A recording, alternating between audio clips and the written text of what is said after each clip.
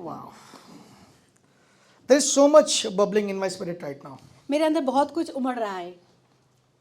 While I was standing there, I was praying. जब मैं वहाँ Lord gave me a vision.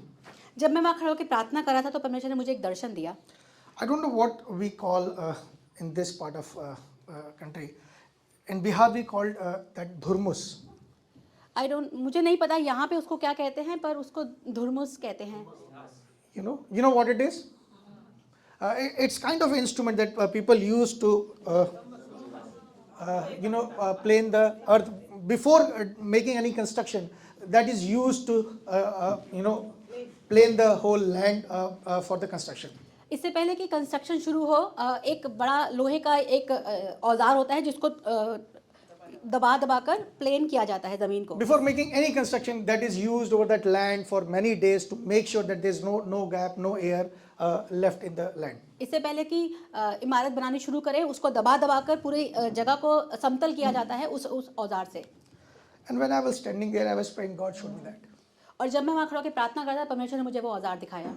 God is doing that for us. He is creating a land, preparing a land on which in days to come God is going to construct his building. परमेश्वर आज वो जगह तैयार कर रहा है हमारे बीच में, जिस पे परमेश्वर आने वाले दिनों में एक बड़ी इमारत खड़ी करेगा. Something that will bring glory to our Father. और ऐसा कुछ जिससे हमारे परमेश्वर को महिमा मिलेगी. It may be a difficult season because that whole process of doing that take efforts, it take pain. हो सकता है ये पूरा का पूरा सीजन थोड़ा पेनफुल हो, क्योंकि इन सब में दर्द होता है जब जमीन को समतल किया जाता है. But one thing that I am sure and I want to tell you this morning. पर एक बात जो मैं निश्चय जानता हूँ और आपको आज की सुबह बताना चाहता हूँ, God is building something for his glory. परमेश्वर अपनी महिमा के लिए कुछ बड़ा बनाने पर है. And there is nothing bigger for us as a human to get into that. और हमारे लिए इससे बड़ा और कुछ नहीं कि हम उसमें एंटर करें. Amen. So whatever is happening last week when Bhaiya was sharing about the budget of this year. Last हफ्ते जब भैया ने शेयर किया बजट के बारे में, I was just standing there and standing next to him and I was translating for him. मैं भैया के साथ में खड़ा था और भैया के लिए ट्रांसलेट कर रहा था. And there few thoughts were coming to me about my own journey on that subject. और उस जिस टॉपिक पे भैया पढ़ा रहे थे उसको लेकर जो मेरी एक यात्रा है, जो एक जर्नी है, मुझे वो बातें याद आ रही थी. I'm coming from a very humble background. मैं बहुत ही हम्बल परिवार से आता हूँ, जहाँ पर मेरी शुरुआत बहुत छोटे से हुई है. I was very young when we lost our father. We had 3 siblings and we lost our father at very young age. मैं बहुत छोटा था जब मैंने अपने पिता को खो दिया. हम 3 भाई हैं. And we have gone through all kind of things you can imagine. और मैं हर एक स्ट्रगल से निकला जो आप सोच सकते हो. And from that place to standing next to Bhaiya and where Bhaiya is telling, yeah, he is a person who wants to match me in giving. और उस जगह से उस जगह तक जहाँ पर भैया ने बोला कि ये मुझे देने में मैच करना चाहता है. It's a journey. ये एक बहुत बड़ी यात्रा है. And whatever I am going to share today is not a set of knowledge that I have acquired over the years. और आज जो कुछ भी मैं आपसे बांटूंगा वो नॉलेज नहीं है जो मैंने इतने समूह में ग्रहण की है कहीं से. It's the journey that me individually to a point, then we together we have done and understood the heart of Father. पर आज जो कुछ भी मैं बताऊंगा वो मैं अपने उस जर्नी से बताऊंगा जो हमने एज अ कपल की है और जो कुछ हमने उस जर्नी में सीखा है. So if you catch this today, और यदि आज आप उसको पकड़ पाएं, I believe next year Bhaiya need not to give us a budget. मेरा विश्वास है अगले साल भैया को फिर हमको बजट देना नहीं पड़ेगा. Amen. Amen. Are you ready? क्या आप तैयार हैं? Okay. Today I want to convey you the concept of giving. आज की सुबह में आपको देने के बारे में बताना चाहता हूँ. And how it impacts us as individuals, as a church and as a nation. और ये किस तरह से आपको पर्सनली एक चर्च की तरह से और एक देश की तरह से इम्पैक्ट करता है. Okay. So I will start this with a question. ये मैं एक सवाल के साथ शुरू करना चाहता हूँ. How many of you are ready to give when you don't have to give? आप में से कितने लोग हैं जो देना चाहते हैं तब भी जब आपके पास नहीं है? How many of you are ready to give when you have nothing to give? How many of you? आप में से कितने ऐसे हैं जो देना चाहते हैं तब भी जब आपके पास कुछ भी नहीं है देने को? In reality, it seems very difficult. अगर देखा जाए तो ये बहुत ही मुश्किल लगता है. If you don't have something, how you will give?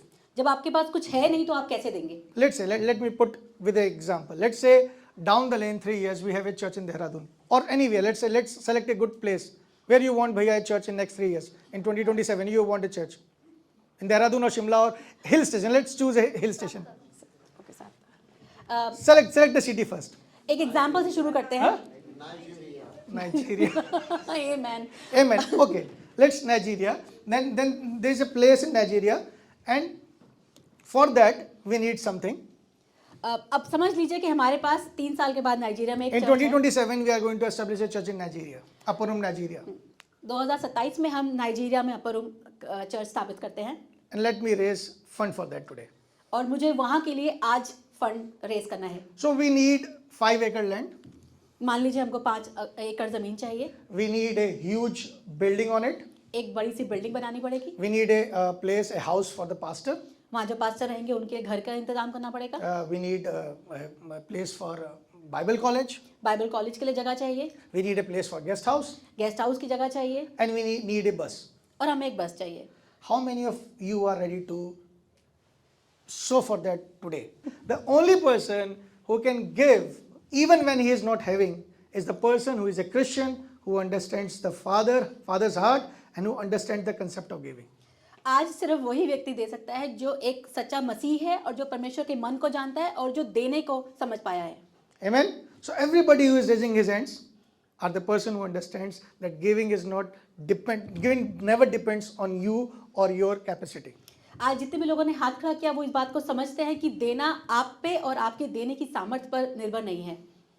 And who people who are not able to raise their hands, this sermon is for you. और जो अपना हाथ खड़ा नहीं कर पाए किसी रीजन से, ये सरमन उनके लिए है. Before going any further, let me make one thing very clear. Giving is not primarily financial. इससे पहले कि हम आगे बढ़े, मैं आपको बताना चाहता हूँ कि देना पैसों से संबंधित नहीं है. Financial giving is one part of giving. पैसों का देने का एक हिस्सा है. Let me give an example. मुझे एक एग्जांपल देने दीजिए. On 26th, we were all complete youth and the churches from Ghaziabad and all were together to play cricket. 26 तारीख को हम सब चर्च, जितने भी हमारी चर्चेज हैं गाजियाबाद में और जितने भी हमारे चर्चेज हैं अपर रूम के, हम सब मिलकर क्रिकेट खेलने गए थे. In beginning, 2 individuals were missing. शुरुआत में 2 लोग मिस थे. Prem and Caleb was not there.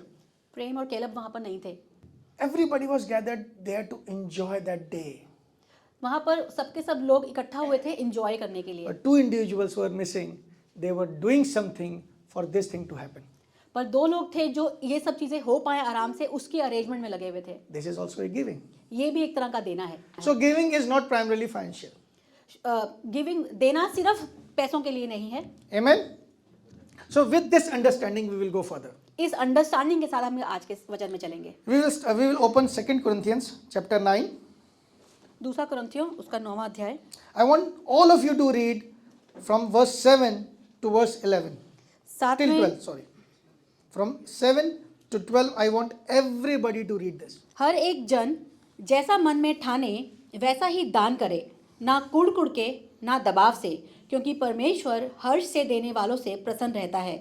और परमेश्वर सब प्रकार का अनुग्रह तुम्हें बहुतायत से दे सकता है, जिससे हर बात में और हर समय सब कुछ जो तुम्हें आवश्यक हो तुम्हारे पास रहे, और हर एक भले काम के लिए तुम्हारे पास बहुत कुछ हो. जैसा लिखा है, उसने बिथराया, उसने कंगालों को दान दिया, उसका धर्म सदा बना रहेगा. सो जो बोने वाले को बीज और भोजन के लिए रोटी देता है, वह तुम्हें बीज देगा और उसे फलवंत करेगा और तुम्हारे धर्म के फलों को बढ़ाएगा, कि तुम हर बात में सब प्रकार की उदारता के लिए जो हमारे द्वारा परमेश्वर का धन्यवाद करवाती है, धनवान किए जाओ. क्योंकि इस सेवा के पूरा करने से न केवल पवित्र लोगों की घटियां पूरी होती हैं, परंतु लोगों की ओर से परमेश्वर का बहुत धन्यवाद होता है. Amen. So Paul is talking to the church of Corinth. पौलुस कुरिन्थ की कलीसिया से बात कर रहे हैं. And if you read in the context, और अगर आप इस कॉन्टेक्स्ट को ऊपर से पढ़ेंगे, it starts with verse chapter 8. ये अध्याय 8 से शुरू होता है. Where he is talking about the church of Macedonia. वो मकेदोनिया के चर्च के बारे में बात कर रहे हैं. And where he is telling that church, even when they were lacking, they supported him. और ये बता रहे हैं कि जब वो घटी में थे तब भी उन्होंने पौलुस को सपोर्ट किया. And from this point, from verse chapter 9, verse 7, he started telling them about the certain principles about giving. और 9वें अध्याय के 7वें पद से उन्होंने देने के कुछ सिद्धांत सिखाने शुरू किए, Because this church was wealthy, but they were not giving to the purpose of the gospel. ये चर्च, कुरंत का चर्च बहुत धनी था पर वो परमेश्वर के कार्यों के लिए देता नहीं था। And from this passage, when we read it and when we break it properly, it will give us the purpose, the understanding of giving. और जब हम इस पूरे वचन को तोड़ तोड़ कर पढ़ते हैं तो हमको समझ में आता है देने के सिद्धांतों के बारे में। Verse 7 says, "Every man according as he purposed in his heart, so let him give." लिखा है जैसा हर एक जन अपने मन में ठाने वैसा वो दान करे। Okay, the first thing that we understand about giving is not about your wallet. पहली बात जो हम सीखते हैं देने के बारे में कि देना आपके बटुए से संबंधित नहीं है, It's about your heart. इसका संबंध आपके हृदय से है। Most of time when it comes to giving, we go and we imagine how much I have, और जब भी देने की बात होती है तो सबसे पहले हम सोचते हैं हमारे पास कितना है। right? But the first thing Paul is teaching this church, that when you give, when you plan to give, think. और ये बात पौलुस इस चर्च को सिखा रहे हैं कि जब देने की बात हो तो सोचो According as he purposed in his heart. ऐसा जैसा तू अपने मन में ठाने। Okay? Giving has nothing to do with your wallet. देने का आपके बटुए से कोई संबंध नहीं है, It's about the intention that you carry. ये उस इंटेंशन के बारे में जो आप रखते हैं देने को लेकर। The Christian is not able to give not because he or she is not having in the wallet, but because they don't have that purpose in the heart. एक क्रिश्चियन व्यक्ति नहीं दे पाता कई बार इसलिए नहीं कि उसके पास है नहीं, इसलिए क्योंकि उसके मन में वो इच्छा नहीं है देने की। Many individuals are raising their hands when I ask about giving for that Nigeria, Upper Room Nigeria, because they were having that intention in their heart. बहुत से लोगों ने हाथ खड़ा किया देने के लिए क्योंकि उनके अंदर वो इच्छा है देने की। And people who are not able to raise their hands is because they think I don't have that much to give. और जो लोग हाथ खड़ा नहीं कर पाए उसका कारण ये है कि उनको लग रहा है कि आज उनके पास देने के लिए है नहीं। The first thing that we need to understand about giving, the concept of giving, is it starts with the intention towards the purpose. और हमें जो बात समझने की जरूरत है कि देने की शुरुआत उस इंटेंशन से है कि हम किस पर्पस के लिए दे रहे हैं। हमें सब देने के उस सिद्धांत को समझने की जरूरत है। Christian prosperity is subject to purpose. Christian मसीह लोगों की जो बढ़ने की बात है वो उनके पर्पस से संबंधित है। उनके Turn to your उद्देश्य neighbor से। and tell him or tell her, Christian prosperity is subject to purpose. अपने साथ वालों को मुड़ के कहिए कि आपका जो बढ़ना है वो इस बात से संबंधित है कि आप It उस has उद्देश्य को nothing to समझते हैं। do how much you have today. इस बात से कोई फर्क नहीं पड़ता कि आपके पास आज कितना है। If you have the purpose in your heart, अगर आपके मन में वो उद्देश्य है you will have to give. आपके पास होगा देने के If लिए। not today, आज tomorrow, but you will have. आज नहीं है कल होगा पर आपके पास देने के लिए होगा। How I can say that? How I can say this? Because I know this by my experience. मैं ये बात कैसे कह सकता हूँ? मैं बात इसलिए कह सकता हूँ क्योंकि मैंने इस बात को एक्सपीरियंस किया है। Okay? The first thing, it's not about the wallet, it is about the heart. पहली बात ये आपके पर्स के साइज पर नहीं है, ये आपके इंटेंशन पे, आपके हृदय पर है। For God loveth a cheerful. क्योंकि परमेश्वर हर्ष से देने वाले से आनंदित होता है। So when you have the purpose in your heart, जब आपके मन में एक उद्देश्य है, the intention to give, आपके पास वो इंटेंशन है for देने the वाली, purpose, उस पर्पस को देने के लिए you will give, God will make you a cheerful giver. आपको परमेश्वर एक हर्ष से देने वाला बनाएगा। Okay? Next verse. Read that. 8th verse। 8th verse. और परमेश्वर सब प्रकार का अनुग्रह तुम्हें बहुतायत से दे सकता है। Hold. बाइबल में लिखा है दे सकता है। इंग्लिश में and God will able to make all grace abound toward you. लिखा है परमेश्वर सब प्रकार का अनुग्रह तुम्हें बहुतायत से दे सकता है। When you have the intention, जब आपके पास वो इंटेंशन होती है देने when की, you have the purpose, जब आपके पास उद्देश्य होता है, you attract all grace for that. आप वो सारे अनुग्रह को अपनी तरफ आकर्षित करते हैं। Understand this. इस बात को समझिए। Why you are not having today? आज आपके पास क्यों नहीं है? Because you are not having that intention, that purpose in your heart. क्योंकि आपके पास मन में वो इंटेंशन नहीं है, वो उद्देश्य नहीं है। Paul is very clear when he is saying this, that God is able to make all grace abound toward you. इस बात को लिए पौलुस बहुत ही साफ साफ लिख रहे हैं कि परमेश्वर सब प्रकार का अनुग्रह तुम्हें बहुतायत से दे सकता है। He is able, वो कर सकता है, but he is not doing it. Why? पर वो नहीं कर रहा, क्यों? Because something is missing. क्योंकि कुछ मिसिंग है। You are trusting your wallet आप अपने बटुए पर विश्वास कर रहे and हैं, you are not having intention in your heart. पर आपके मन में देने की इच्छा नहीं है। The moment you have the intention, Lord, I want to partake in this. पर आप जब ये बात कहते हैं कि परमेश्वर मैं इसमें भागीदारी होना चाहता Lord, हूँ, I am ready to be partake. I am ready to build a church for you. I am ready with the vision that this man of God is having. पर जब आप इस बात को कहते हैं कि परमेश्वर मैं इस भवन को बनाने के लिए तैयार हूँ, मैं उनके विजन में आप उनका सहभागी होने I के am लिए ready तैयार to हूँ। give whatever I have, whether financial, whether serving, whether time, I am ready to give. और जब आप ये बात कहते हैं कि चाहे पैसों से, चाहे अपने समय से, चाहे प्रार्थना से, मैं अपने आप को देने के लिए तैयार हूँ। The moment that intention, the moment you are pregnant with that intention, जब आप उस बात से गर्वित हो जाते हैं, with that purpose, उस पर्पस से गर्भवती हो जाते हैं, something happens. कुछ होता है। You attract all grace that will make you enable. आप उस पूरे अनुग्रह को आकर्षित करते हैं जो आपको ये ऐसा करने के लिए It सक्षम says, करता है। and God will able to make all grace abound toward you, that you always having all sufficiency in all things. लिखा है वो अनुग्रह जो बहुतायत से दे सकता है, जिससे हर बात में और हर समय सब कुछ जो तुम्हें आवश्यक हो तुम्हारे पास रहे। Always having all sufficiency in all things. सब हर समय सब कुछ जो तुम्हें आवश्यक हो तुम्हारे पास रहे। All things, all sufficiency. Wow, सब this is कुछ। what you're looking for. यही तो हम चाहते हैं। Amen? But the key is in the heart. पर इसकी कुंजी आपके मन में है। May have an abundance for every good work. और हर एक भले काम के लिए तुम्हारे पास बहुत कुछ हो। Once you have the intention, when you are pregnant with the purpose, जब आपके अंदर वो पर्पस आ जाता है और आपके अंदर वो इंटेंशन होती है, when you are willing to stand with the man of God, जब आपकी इच्छा होती है कि आप परमेश्वर के जन के साथ खड़े हो, that makes all grace to move things for you. और वो चीज सारे अनुग्रह को मूव करती है आपकी तरफ, And you started all of a sudden, you were lacking. Now you are having all kind of sufficiency around you, and now you have abundant to give for the every good work. अभी आप घटी में थे पर अब आपके पास बहुत कुछ है अपने लिए, और ना केवल अपने लिए, बहुत से कामों को देने के लिए आपके पास बहुत आयत से होता है। Amen? So what we need? और हमें क्या चाहिए? We need to have the intention.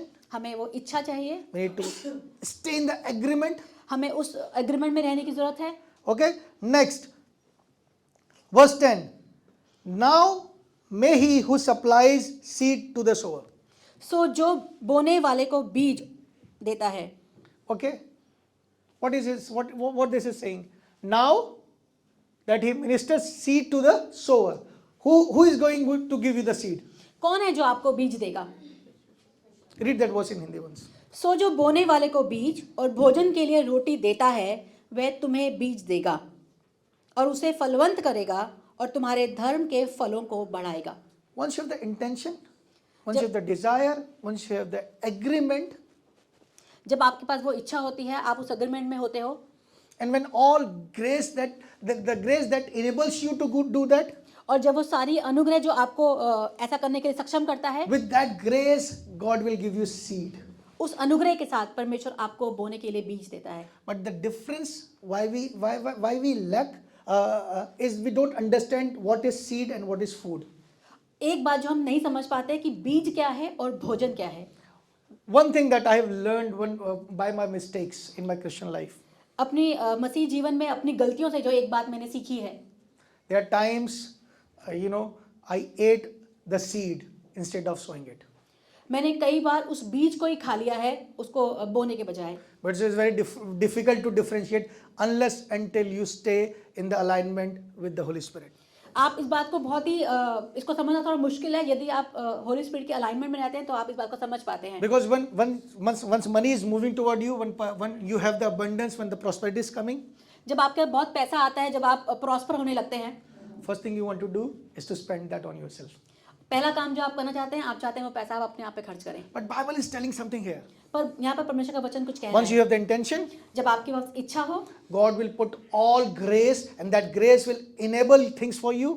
और परमेश्वर आपको सारा अनुग्रह देता है और आपको सक्षम बनाता है, And that grace, with that process in that grace, you will find seeds God want you to sow. और उस अनुग्रह में आप बीज को पाते हैं ताकि आप उसको बो सके। But if you are not ready, if you are not very vigilant, if you are not very discerning in your spirit, what you will do? पर जब आप उस चीज़ के लिए चौकस नहीं होते हैं तो आप क्या करते हैं? You will eat that. आप उसको खा जाते हैं। I have done that. मैंने ये काम किया है। But today I am teaching you, when you stand for some purpose in your life, मैं आपको बताना चाहता हूँ, जब आप किसी उद्देश्य के लिए खड़े हों, stay very vigilant. Lord, it is for me or it is for the kingdom. इस बात के लिए चौकस रहें और परमेश्वर से पूछें कि परमेश्वर क्या ये मेरे लिए है या ये परमेश्वर के राज्य के लिए है। Because the moment you desire, there are times people desire, Lord, I want to do something for you. और कई बार हम ऐसी इच्छा रखते हैं कि परमेश्वर हम तेरे लिए कुछ करना चाहते हैं And God provides them something, और हमको परमेश्वर कुछ देता है, but they miss that opportunity to sow it into kingdom. पर वो हम अपॉर्चुनिटी मिस कर देते हैं परमेश्वर के राज्य में बोने वाली। But Bible says, now may he who supplies seed to the sower and bread for food supply and multiply the seed that you have sown and increase the food of your righteousness. लिखा है, सो जो बोने वाले को बीज और भोजन के लिए रोटी देता है वह तुम्हें बीज देगा और उसे फलवंत करेगा और तुम्हारे धर्म के फलों को बढ़ाएगा। So stay in the intention that you have for the kingdom. तो उस इंटेंशन में बने रहिए जो आपके मन में है परमेश्वर के राज्य को लेकर। Once you have the intention, आपके पास जब वो इच्छा होती है, God will give you the seed. परमेश्वर आपको बीज देता है, Sow it. उसको बोइए। Once you sow it, जब आप उसको बोते हैं, what will happen? क्या होगा? It will multiply, multiply. वो बढ़ जाएगा। Amen. Please don't eat your seeds. अपने बीज को प्लीज मत खाइए। See, I understand this in a very there's a very unique experience we as a couple have years ago. हम दोनों के पास एज अ कपल हमारे पास एक एक्सपीरियंस है जो बहुत साल पहले हमने किया था। It's in 2007 or 8. 2007 या 8 की बात है। I used to say this in Hindi, गरीबी दिखती है. मैं ऐसा बोलता हूँ कि आप में गरीबी दिखती है। When you are not having enough, it reflects in your personality. जब आपके पास बहुत नहीं होता, जब आप घटी में होते हैं तो वो आपकी पर्सनालिटी में दिख जाता है। Amen. And it was those days for us. और ये वो दिन थे हमारे। And it was the first time we were part of one particular ministry. हम एक मिनिस्ट्री का पार्ट थे And we went for one leadership conference there. और वहाँ पर लीडरशिप कॉन्फ्रेंस थी, उसमें हम लोग गए थे। And Deepa was pregnant at that time with Satyansh. उस समय मैं सत्यांश से प्रेग्नेंट थी। And we still have those pictures. I was trying to find it. दिखती है गरीबी, मतलब हमारे tickets, our tickets were also booked by our pastor. उस समय ऐसा था कि हमारे टिकट्स भी हमारे पास से बुक करते थे, हमारे पास उतना पैसा नहीं था। And I was so much little for that particular trip that every time I used to think whether should I go outside where all canteens and food joints were there. I used to think whether should I go or not because I was very little and my wife was pregnant. उस समय मैं pregnant थी और जमीन कह रहे उनके पास बहुत कम पैसा होता था और वो सोचते थे कि इसको कैंटीन में किसी खाने पे हमें स्पेंड करना भी चाहिए कि नहीं करना चाहिए, क्योंकि बहुत ही लिमिटेड पैसा था उस समय हमारे पास। I'm thankful because there were other leaders around us. They knew us, so every time they were taking us out for chai and everything else. और हमारे साथ कुछ लीडर्स थे, मैं उनका धन्यवाद करना चाहता हूँ, पर जब कभी भी वो बाहर जाते थे तो अपने साथ चाय पीने के लिए और किसी भी चीज़ के लिए हमको अपने साथ They ले make जाते sure थे। that they take us every time. और वो इस बात का ध्यान रखते थे कि जब कभी भी वो बाहर जाएं तो वो हमको अपने साथ ले जाया करते थे। So this was the reality. This was the condition we were at that time. उस समय ये हमारी सच्चाई थी। Amen. So in that convention, that leadership conference was in February, and that ministry was planning their worship concert in the month of October. वो फरवरी का समय था और वो अक्टूबर की अपनी एक कॉन्फ्रेंस के लिए प्लान कर रहे थे। And the bishop was raising funds for that particular concert. और बिशप साहब अक्टूबर के उस पूरे प्रोग्राम के लिए बजट रेज कर रहे थे। And he asked, how many of you are willing to pay 10,000 for the October concert? और वो पूछ रहे थे कि अक्टूबर कॉन्सर्ट के लिए आप में से कितने लोग हैं जो 10,000 रुपए देंगे। I don't know why. Till this day, now I know why, but at that time I don't know why. Me and my wife, we both were standing there. और पता नहीं क्यों मैं और समीर हम दोनों वहाँ जाके खड़े हो गए। खाने के पैसे नहीं थे. We didn't have money to eat. But I was standing there and committing 10,000. She was committing 10,000, I was committing 20,000. और हम दोनों वहाँ जाके खड़े हो गए, हमने 10,000 में अपना नाम लिखवा दिया। Hardly having 200 rupees in the pocket. जेब में सिर्फ 200 रुपए भी नहीं थे। But I understood this later in my journey. पर इस बात को मैं अपने इस यात्रा में बाद में समझा। It was Holy Spirit that was inspiring me to partake in the purpose. और ये पवित्र आत्मा था जो हमको उभार रहा था कि हम उस कार्य में पार्टिसिपेट करें। I was like, once that meeting was over, वो जो मीटिंग ओवर हो गई we were asking each other what we did. और हम आपस में बात करते कि हमने क्या किया। उड़ता हुआ तीर ले लिया. It was just like that. कहाँ से करेंगे? How we are going to pay 20,000? We have committed. First time we are here for the leadership conference, and our pastor brought us as the leaders and the elders of the church. And what we did? We committed something that is impossible for us to fulfill. हम आपस में बात कर रहे थे कि यहाँ पर लाने का भी खर्चा पास्टर ने किया है और उन्होंने हम पहली बार इस मीटिंग में आए हैं और हमने इतना बड़ा कमिटमेंट कर लिया, उसको पूरा कैसे करेंगे? हमारे पास फंड्स नहीं थे, हमारे पास कुछ भी नहीं था। And next time bishop will call and ask our pastor, what about the true elders of your church who committed 20,000? Where is that money? What will happen? और जब बिशप साहब हमारे पादरी को कॉल करके बोलेंगे कि उन दोनों ने 10,000 रुपये कमिट किया था, वो पैसा अभी तक नहीं आया, तो क्या करेंगे? So that was a very difficult choice. बहुत ही मुश्किल चॉइस था वो उस समय के But लिए। one thing that I am thankful, पर एक बात जिसके लिए मैं धन्यवादित हूँ, we were not leaning our understanding, we were guiding by the Holy Spirit. हम अपनी बुद्धि पर नहीं आधारित थे, हम परमेश्वर के वचन से चल रहे थे। I understood this principle again and again in my life. मैं इस सिद्धांत को बार बार अपनी जिंदगी में सीखता रहा। I was with Joshua Bhaiya at to a convention in Baswada. मैं जोशुआ भैया के साथ एक कन्वेंशन में गया था बांसवाड़ा में। And this is the second time, God confirms you certain realities, certain principles. God encounters you to make you understand this is a godly principle. कई बार परमेश्वर बार बार उस काम को करके आपको ये बात समझाते हैं कि ये जो बात है ये परमेश्वर का सिद्धांत है। It was the last day of the convention. ये कन्वेंशन का आखिरी दिन था। First session I was supposed to preach, पहला सेशन समीर को प्रीच करना था and last session was given to Bhaiya. Last session भैया प्रीच कर रहे थे। So between our preaching, the organizer they called for the offering, इस दोनों सेशन के बीच में जो ऑर्गेनाइजर थे उन्होंने ऑफरिंग के लिए कॉल दिया। and offering was done. Offering हो गया।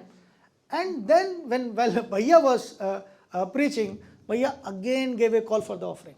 और जब भैया ने प्रीच किया, भैया ने फिर से ऑफरिंग का कॉल दिया। I was sitting, just beside the stage. I was sitting on a sofa.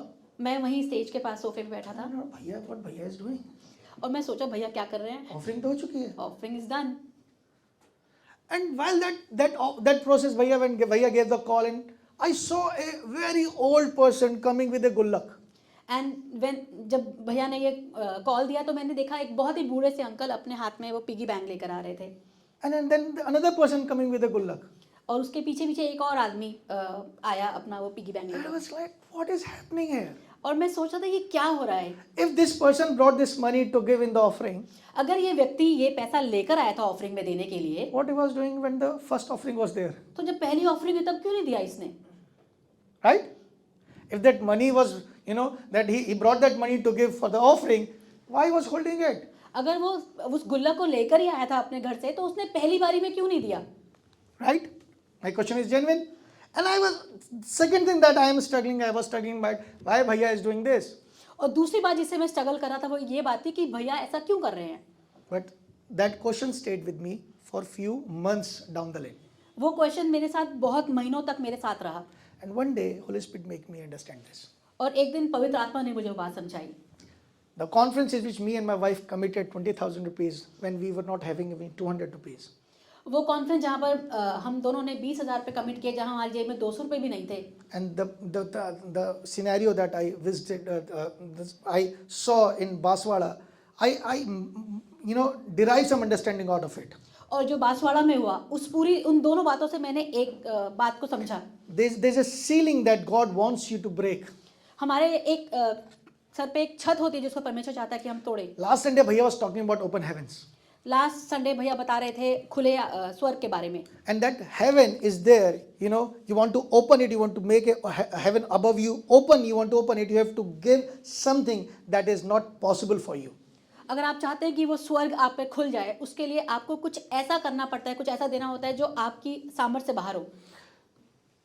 In 2008, that 20,000 was a ceiling over my head. 2008 में वो 20,000 रुपये मेरे सर पे एक छत के समान था। And unless until I give it to God and the purpose of God, I would have never able to break it. और जब तक मैंने उसको परमेश्वर को दे नहीं देता, वो मेरे ऊपर की जो सीलिंग थी, जो वो छत थी, वो टूटती नहीं कभी। Today, 20,000 is nothing for us. आज वो हमारे लिए कुछ भी नहीं है। But it all happened years back when we intentionally, under the guidance of Holy Spirit, we did that. और ये इसलिए हो पाया क्योंकि 2008 में हमने परमेश्वर की आत्मा की आवाज़ सुनकर इंटेंशनली वो स्टेप लिया था।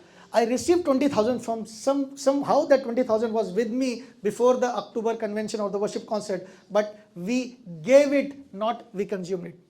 और हमारे पास अलग अलग जगहों से 20,000 आ गया अक्टूबर से पहले, पर हमने उसको अपने लिए रखा नहीं, हमने उसको दे दिया।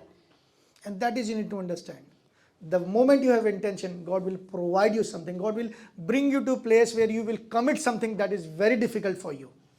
परमेश्वर आपको मुहैया करवाता है जब आप कमिट करते हैं, और जब वो आपके लिए मुश्किल भी होता है तभी परमेश्वर आपको मुहैया करवाता है जब आपकी इंटेंशन होती है देने की। तो But the one thing you need to be very discerning is never consume what you have committed.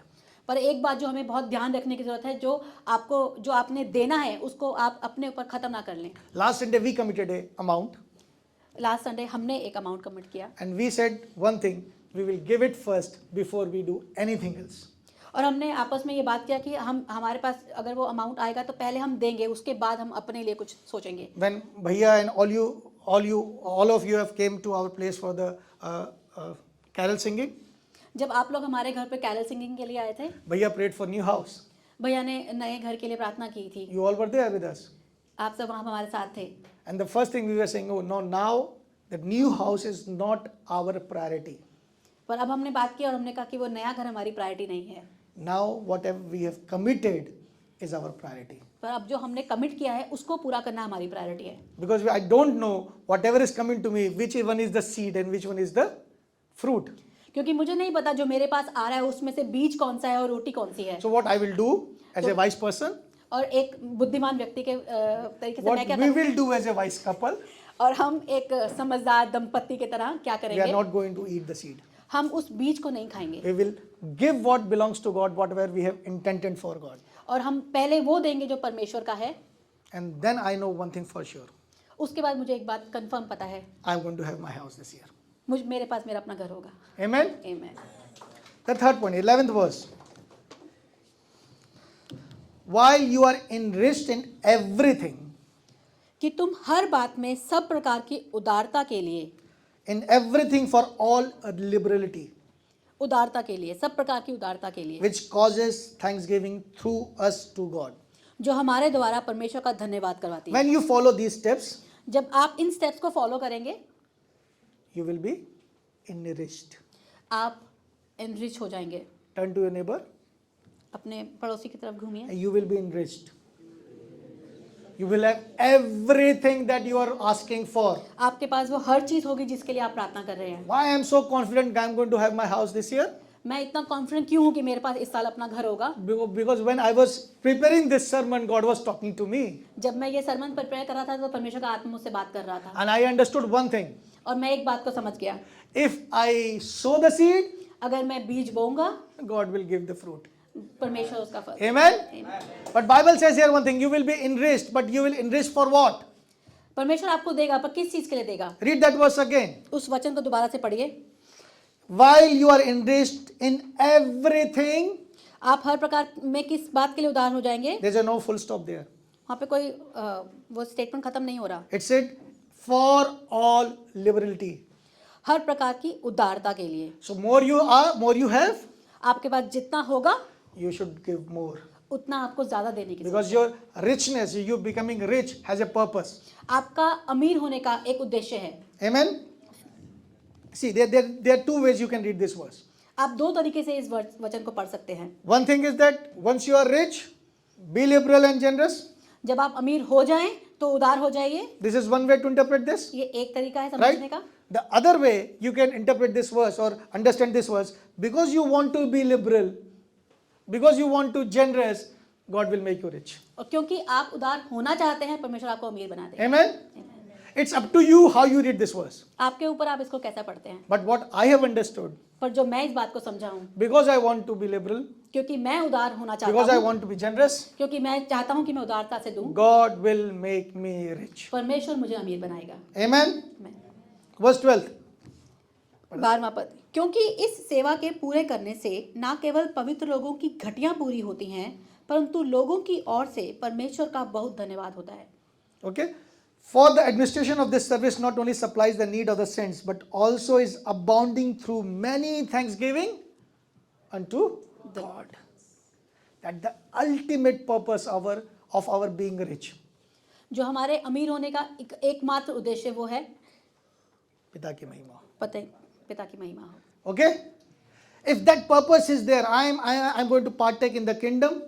अगर वो उद्देश्य आपके पास है कि मुझे परमेश्वर के इस राज्य में हिस्सेदार होना है, I have intention to give for the kingdom. मेरी ऐसी इच्छा है कि मैं परमेश्वर के राज्य के लिए दूं. If you have that, अगर आपके पास वो इच्छा है, God, you will attract all kind of graces. आप हर तरह के अनुग्रह को आकर्षित करते हैं अपने लिए. That grace will ensure that you will come up with seeds. और वो अनुग्रह इस बात को निश्चित करता है कि आपके पास देने के लिए, आपके पास बीज हो बोने And के लिए. once you are a loyal one to sow that seed, और जब आप ईमानदारी से उस बीज को बो देते हैं, Bible says you will be enriched in everything. और परमेश्वर का वचन कहता है कि आपके पास हर चीज की बहुतायत होगी. Let me tell you something at this point. मुझे यहाँ पर एक बात बताने दीजिए. Giving or not giving, the impact of giving or not giving is not only limited to your financial life. आपका देना या ना देना सिर्फ आपके फाइनेंशियल को इम्पैक्ट नहीं करता. We have a false understanding. I have seen people who have this understanding. Giving or not giving is only limited to, the impact of it is only limited to their financial life. ऐसा एक गलत धारणा है कि हमारा देना या हमारा ना देना सिर्फ हमारे पैसों को इम्पैक्ट करता है, हमारी फाइनेंशियल लाइफ को, आर्थिक जीवन को इम्पैक्ट करता है. But that's not the reality. पर ये सच्चाई नहीं है. Giving is not financial. देना सिर्फ पैसों से संबंधित नहीं है. Giving is biblical. देना वचन के अनुसार है. It's completely biblical concept. And Bible says here, when you give, you are enriched in everything. और परमेश्वर का वचन कहता है कि जब आप देते हैं तो आपके पास हर चीज की बहुतायत होती है. Everything. You're not only your financial life, ना केवल आपके आर्थिक जीवन में, your relations, आपके संबंध, everything is taken care of when you are a giver. जब आप देने वाले बनते हैं तो आपकी हर चीज का ध्यान रखा जाता है. Amen? Amen. I read this this way. God is not expecting you to become a cheerful giver, but is ready to make you one. परमेश्वर आपको नहीं चाहता कि आप एक हर्ष से देने वाले हो. हर से देने वाले, वो आपको एक हर से देने वाला बनाता है. But only when you stay in agreement with Him. पर सिर्फ तब जब आप उसके साथ अग्रीमेंट में रहते हैं. Okay, then what are the stages? You need to have the intention and the purpose in your heart. हमें क्या क्या देखने की जरूरत है? हमारे मन में वो देने की इच्छा. Don't think how much you have today in your wallet. ये मत सोचिए कि आपके पास आज कितना है. It's not about the wallet, it's about the heart. ये आपके बटुए के बारे में नहीं है, आपके हृदय के बारे में है. So once you have the intention, जब आपके पास देने की इच्छा है, you will have all the graces abounding you. आपके पास वो सारा अनुग्रह होगा जो आपको That grace will bring seeds to you. वो अनुग्रह आपके पास बीज लेके आएगा. And when you sow that seed, और जब आप उस बीज को बो देते हैं, you will be enriched in everything. और आप हर एक एरिया में, अपने हर क्षेत्र में आप बहुतायत देखेंगे. But that enrichment has a purpose. पर वो जो आपके पास बहुतायत है उसका एक The more you उद्देश्य है. have, जितना आपके पास हो, the more you give, उतना आप दीजिए, ultimately bringing glory to Father. और ये सब मिलकर परमेश्वर के नाम को महिमा देता है. Amen? I have written few bottlenecks or mental blocks that stops us for giving. कुछ बातें जो हमको देने से रोक लेती हैं, मैंने वो बातें यहाँ लिखी हैं. Okay? Now I will share few points. You have understood this part, but there are certain mental blocks that stop us manifesting this reality. हम इन बातों को समझ गए हैं, पर फिर भी कुछ बातें हैं जो हमको इस रियलिटी में एंटर करने से रोकती हैं. First thing is not understanding the difference between ownership and authority. मलकियत और अधिकार में क्या फर्क है? We are often confused that whether we own things or we are just authorized to use it. हम इस बात को कई बार नहीं समझ पाते कि हम इस बात, ये हमारा अपना है या हमें सिर्फ इसको यूज करने का अधिकार दिया गया है. Amen? God owns everything. सब कुछ परमेश्वर का है. Somebody read for me Psalms 24:1. पृथ्वी और जो कुछ उसमें है यहोवा ही का है, जगत और उसमें निवास करने वाले भी. The earth is the Lord's and all its fullness, the world and those who dwell therein. Everything belongs to God. सब कुछ यहोवा ही का है. Even the money that we have. यहाँ तक कि जो पैसा हमारे पास है वो भी यहोवा का है. Oh, Pastor Saab, I work for 30 days. मैं पूरे 30 दिन काम करता हूँ. I have earned it. मैंने कमाया है. Bible says even you belong to God. और मैं कहता हूँ तुम भी परमेश्वर के It हो. says everyone who dwells in belongs to. जगत और उसमें निवास करने वाले भी. But when it comes to money, पर जब पैसों की बात आती है, we think, oh, I have earned it.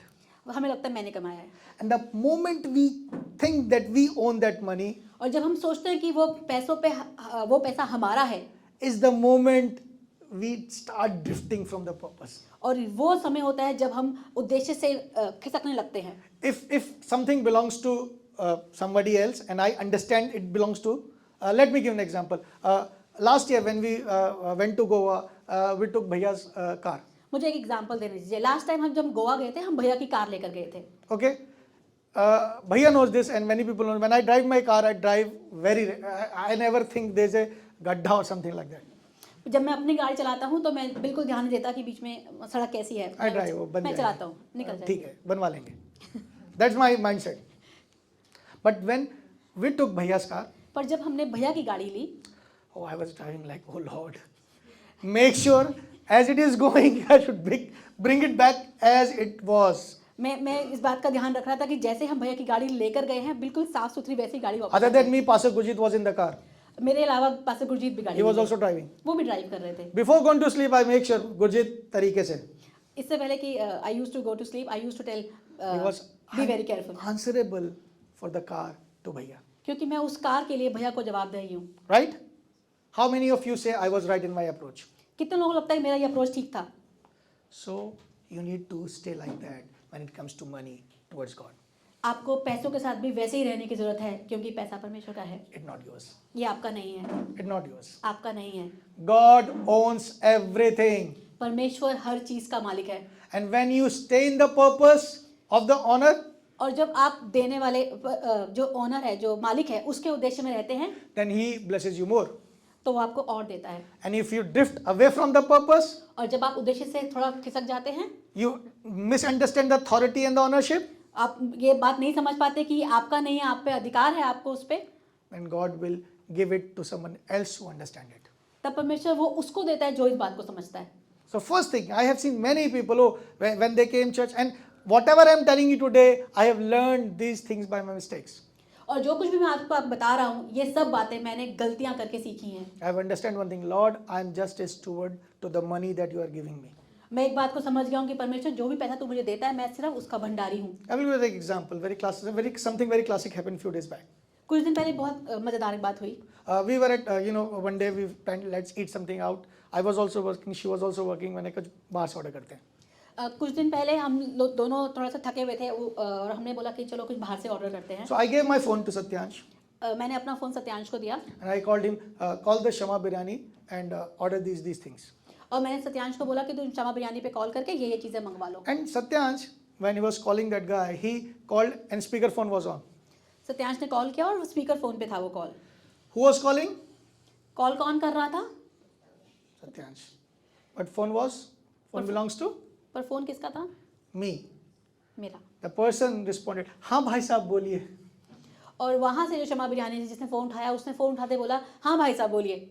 And I understood one thing. और मुझे एक बात समझ में आ गई। What happens when you move in delegated authority? क्या होता है जब आप उस अथॉरिटी में मूव करते हैं जो किसी और की है? You receive the same level. आप वही ट्रीटमेंट रिसीव करते हैं। Amen? That you understand. Stay in that delegated authority and you will receive the same honor. आप उस अथॉरिटी में जो आपके ऊपर है उसके अधीन बने रहिए, आप उसी तरह का ट्रीटमेंट रिसीव But the करेंगे। moment if Satyan starts behaving like me, पर अगर सत्यांश मेरी तरह बिहेव करने लगेगा, you know what will happen. आपको पता क्या होगा? Amen? Let me give you another example. एक और एग्जांपल दे दीजिए। This is what I understood ये- about giving. Open Jeremiah 2:13. मेरे साथ यिर्मयाह की किताब उसका दूसरा अध्याय 13वां पद. उसका 13वां पद पढ़िए। In absence of understanding the difference between authority and ownership, we commit this. जब हम इस बात को नहीं समझते कि हम उसके मालिक नहीं है, हमारे पास सिर्फ उसका अधिकार है, तो हम ये गलती करते हैं। And I'm talking. You must have read this verse many times in a different context, but I want you to understand this verse in the context of giving. आपने ये पद कई बार पढ़ा होगा, पर आज मैं चाहता हूँ कि आप इस पद को देने के कॉन्टेक्स्ट में पढ़ें। मेरी प्रजा ने दो बुराइयां की हैं, उन्होंने मुझ बहते जल के सोते को त्याग दिया है और उन्होंने हौद बना लिए, वरन ऐसे हौद जो टूट गए हैं और जिनमें जल नहीं रह सकता। Understand this in the concept of giving. इस बात को देने के कॉन्टेक्स्ट में समझिए। God is saying, परमेश्वर कह रहा है, I have a plan for you. मेरे पास तुम्हारे लिए एक योजना है। Stay near the living fountains. बहते हुए झरने के पास रहो, Stay in the flow. उस फ्लो में रहो। Oh, everything belongs to me. हर चीज मेरी है, I've authorized you over it. मैंने तुम्हें अधिकार दिया है। Do one thing. एक काम करो, As I am giving you, जैसा मैं तुम्हें दे रहा हूँ you keep giving. तुम भी इसको देते रहो, And stay in the flow. उस फ्लो को बने रहने दो। Right? This is what God said, my people have committed two evil. First, they left the living fountain. They left the flowing water. मेरे लोगों ने दो बुराइयां की हैं, उन्होंने मुझ जलते बहते हुए जल के सोते को छोड़ दिया है। And what they have committed? They brought something. What is there? हौद, Sentence. और उसने Citrus. अपने लिए हौद बना लिए हैं। They have taken something for themselves. I own this. This much water belongs to me. उन्होंने अपने लिए हौद बना लिए हैं, उसमें पानी इकट्ठा करके बोलते हैं ये पानी मेरा है। Am I making sense to you? आपको मेरी बात समझ में आ रही है? I have gone through this struggle in my life. Oh, this belongs to me. मैं इस बात से गुजरा हूँ, मैं इस स्ट्रगल से गुजरा हूँ, मुझे लगता है ये मेरा है। Even if this citron is not broken, how many days I will hold that water? अगर वो टूटा हुआ ना भी हो तो भी मैं उसमें कितने दिन तक पानी को रोक पाऊंगा? There's a baseline reality of Christian prosperity. हमें मसीहों की जो उन्नति है उसकी ये एक बेस लाइन है, एक सच्चाई है. एक सच्चाई है। Let it flow. बहने दीजिए, Let it flow. बहने दीजिए। Amen. Turn to your neighbor and tell, let it flow. अपने पड़ोसी को देख के बोलिए Don't बहने commit दीजिए। to evil. दो गलतियां मत करिए। The moment you think you are honor, this money belongs to you. आप जब ये गलती करते हैं, जब आपको लगता है कि ये पैसा आपका है, Oh, that's the first sin. ये पहली गलती है। You leave that flowing water.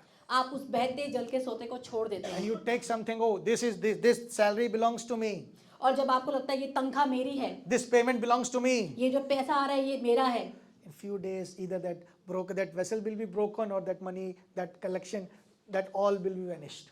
कुछ दिनों में या तो वो हौद टूट जाएगा या जो कुछ भी आपने उसमें इकट्ठा किया है वो खत्म हो जाएगा। And what you will go again, you will again fill it up and again you will bring back. आप फिर से उस बहते जल के पास जाएंगे और भरेंगे और अपने पास रख लेंगे। Many individuals are doing like that. बहुत से लोग ऐसा कर रहे हैं।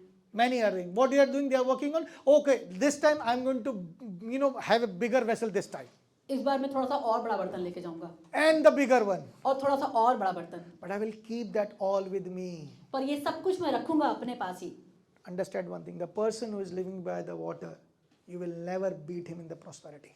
आप एक बात को समझ लीजिए, वो जो जो बहते हुए जल का सोता है, आप उसको देने में कभी हरा नहीं सकते। Now, the person who is living by that living water, who is not, collecting in the vessels, you will never beat that person in prosperity. वो व्यक्ति जो उस सोते के पास बैठा हुआ है, आप उसको देने में कभी नहीं हरा पाएंगे। Amen. So be that person who understand the principle of flowing. जो बहने के इस सिद्धांत को समझ चुका है, आप वो व्यक्ति बनिए। There is an uninterrupted supply of provision flowing, and to partake in it, you need to accept the flow.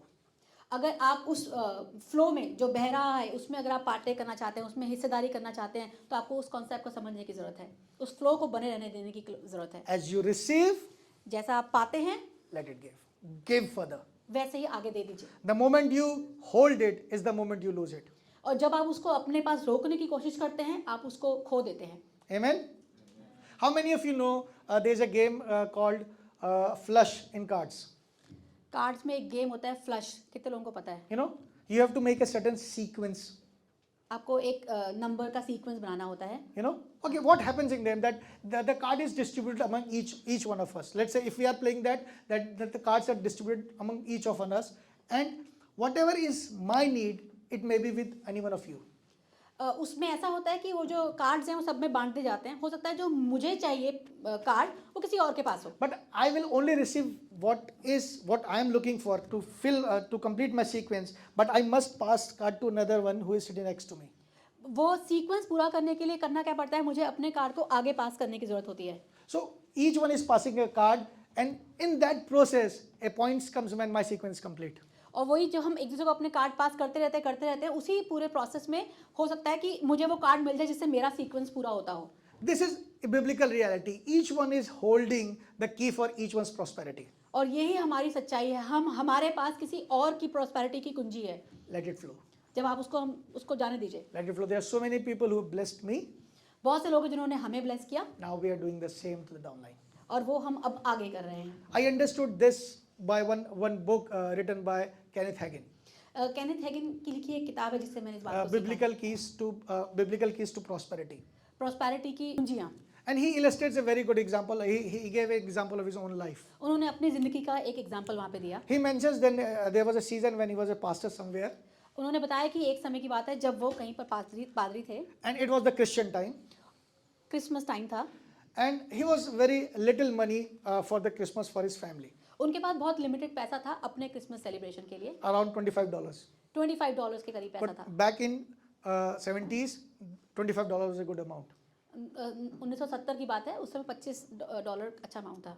And by chance, a evangelist came to his church. और एक इवेंजलिस्ट उनके चर्च में आए. प्रेरित उनके चर्च में आए. And God told him, give the pulpit, let him preach in your church today.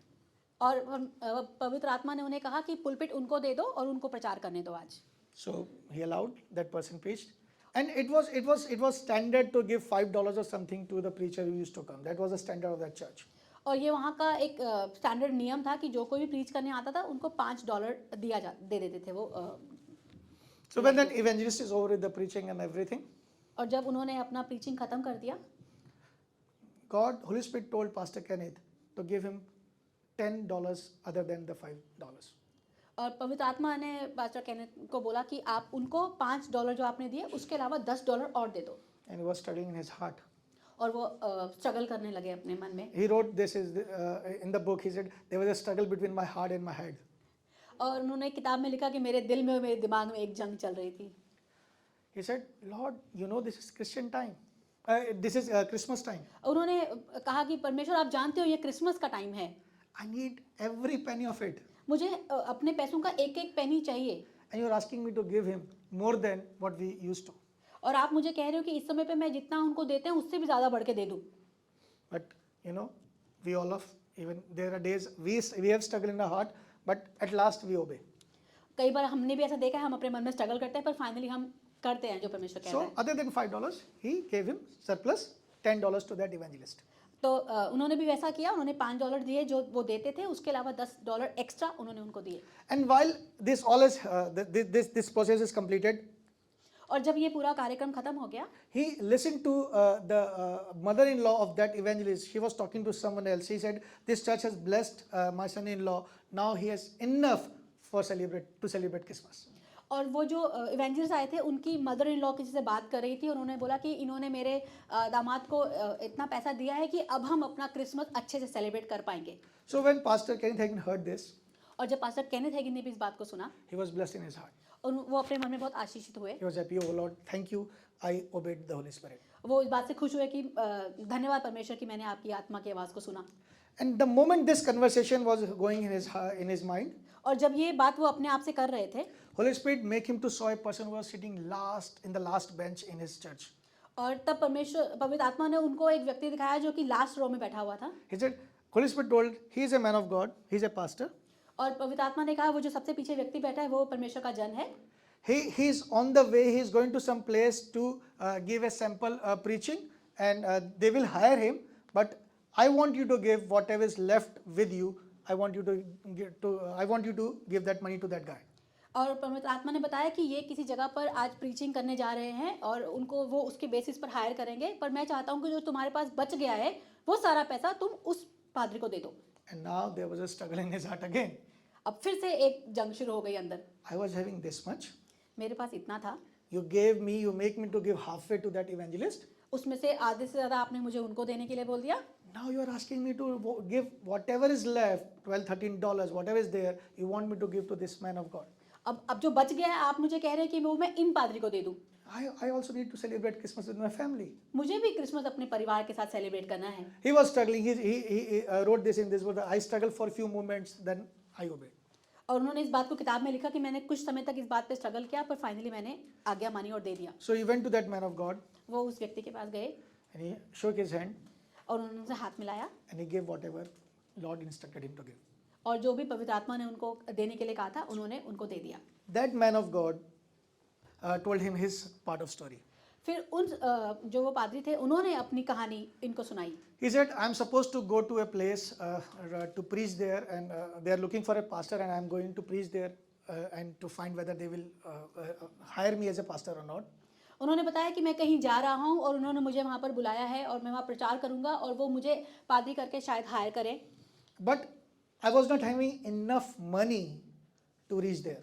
पर मेरे पास वहाँ जाने के लिए पैसा नहीं था, इतना पैसा नहीं था कि मैं वहाँ पहुँच पाऊँ. So I rode a bus and I asked that driver, this much money I have, which location you can take me with this money? और उन्होंने बताया कि मैंने ड्राइवर को जितना पैसा मेरे पास था मैंने उस कंडक्टर को देके बोला कि इतने पैसों में टिकट दे दो, जहाँ तक भी ये बस जाती हो मुझे वहाँ पे ड्रॉप कर देना. Driver told me the name of your city. और मुझे ड्राइवर ने बताया कि ये जगह है. So I told him, when you reach that city, drop me to any church. और उन्होंने बोला इतने पैसों में तुम यहाँ पहुँच सकते हो. तो मैंने उस कंडक्टर को बोला कि जहाँ भी कहीं वो कोई चर्च आए मुझे वहाँ पे ड्रॉप कर देना. And he just, he dropped me just in front of your church. और उस ड्राइवर ने मुझे आपके चर्च के पास ड्रॉप कर दिया. So I don't know what next. और मुझे नहीं पता इसके आगे क्या. So whatever you gave me, तो जो कुछ भी आपने मुझे दिया है, now I will able to reach my destiny. और अब मैं वहाँ पहुँच पाऊँगा जहाँ मुझे जाना है. And I will be able to give the sermon that I am supposed to. और अब मैं वहाँ जाके वो प्रचार कर पाऊँगा जिसके लिए मैं वहाँ बुलाया जा रहा So हूँ. Pastor Kenneth prayed for that guy तो पास्टर केनेथ ने उनके लिए and प्रार्थना told की. him, wherever you are going, they are going to hire you. Holy Spirit told me that. और पास्टर केनेथ ने उन्हें कहा कि जहाँ भी तुम जा रहे हो पवित्र आत्मा ने मुझे बताया कि वो तुम्हें हायर कर लेंगे. And then he prayed, and that man of God, he left his way, and Pastor Kenneth came back and he was sitting, Lord, now what? और जब उन्होंने प्रार्थना की तो वो जो परमेश्वर के जन थे वो अपनी जर्नी में चले गए और पास्टर केनेथ वापस आके पूछे अब नेक्स्ट क्या. One whole day, he was like that. पूरा एक दिन बीत गया ऐसे ही. How I am going to celebrate my Christmas? अब मैं अपने परिवार के साथ क्रिसमस कैसे सेलिब्रेट करूंगा. How I am going to bring gifts for my family? मैं अपने परिवार के लिए गिफ्ट कहाँ से लाऊंगा. Next day, अगले दिन somebody called him from the other part of country. उनको कहीं से कॉल आया अगले दिन. Last year, Pastor Kenneth went to some convention, some other place, पिछले साल पास्टर केनेथ कहीं पर कन्वेंशन में गए थे. and there was a very rich family who was praying, and Lord put in their heart to bless somebody this Christmas. और वहाँ पर एक काफ़ी अमीर परिवार था जिसके मन में परमेश्वर ने ये बात डाली कि इस साल वो किसी को ब्लेस करें. And while they were praying, और जब वो प्रार्थना कर रहे थे Holy Spirit reminded them of Pastor Kenneth, how Pastor Kenneth came to their city, he preached, and they were blessed by the sermons and the ministry of Pastor Kenneth. और परमेश्वर का आत्मा उस परिवार को याद दिला रहा था कि पिछले साल जब कन्वेंशन में पास्टर केनेथ तुम्हारे पास आए थे तो उनके प्रचार से आपको कितनी आशीष मिली थी. And so they called him and they said, Pastor, we are sending you around $200 for the Christmas this year. और उस परिवार ने पास्टर केनेथ को कॉल करके बोला कि पास्टर केनेथ हम आपको $200 भेज रहे हैं आपके Christmas celebration. Why I am sharing this to you? मैं आपको ये बात क्यों बता रहा हूँ. When I read this part, when I read this incident of Pastor Kenneth's life, मैंने जब पास्टर केनेथ के जिंदगी का ये ला हिस्सा पढ़ा, it impacted me like anything. इस बात ने मुझे बहुत प्रभावित किया. And it made me to understand one thing. इस बात ने मुझे एक बात समझाई. Continue the flow. फ्लो को बहने दीजिए. Make sure that you never hold the flow that God is looking for you. इस बात का हमेशा ध्यान रखें कि आप परमेश्वर जो आपसे चाह रहा है उसको होने दीजिए. One reality that I want to share you, and if nothing stays with you of my sermon, let this stay with you. अगर मेरे सरमन की आपको कोई भी बात याद ना रहे, मेरी गुजारिश है ये एक बात आपको याद रहे. In the concept of biblical giving, परमेश्वर के देने में giving is more important for the giver than to the receiver.